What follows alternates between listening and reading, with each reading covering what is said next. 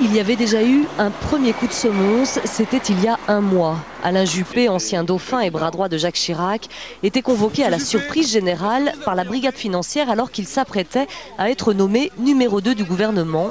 Les juges ne voulaient pas perdre de temps. Cette fois, c'est l'ancien président lui-même qui serait convoqué lundi, c'est-à-dire le jour où son immunité pénale tombe. Information démentie, mais la course-poursuite avec les juges semble lancée. Les milieux judiciaires redoutent depuis plusieurs semaines qu'une phrase glissée dans un projet de loi voté pendant l'été ne débouche discrètement sur une forme d'amnistie. Rien n'est exclu.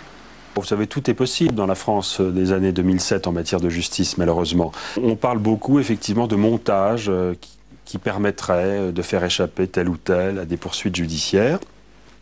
Il reste à démontrer que tout ça est juridiquement possible. Déjà, beaucoup a été fait ces dernières années pour entraver le travail des juges. Dossiers clos, pièces frappées de nullité comme la fameuse cassette mairie, pourtant accablante. J'ai remis les 5 millions de francs en argent liquide directement sur le bureau de M. Roussin en présence de M. Chirac. 3 dossiers ont ainsi été classés avant la fin du mandat présidentiel et des assurances prises pour l'avenir par Jacques Chirac. Il a pris quelques précautions puisqu'il a fait nommer des magistrats, des parquetiers chargés donc de la poursuite, aussi bien à Paris qu'à Nanterre, dont il est proche, voire très proche, au moins pour l'un d'entre eux qui est son ancien conseiller personnel à l'Élysée.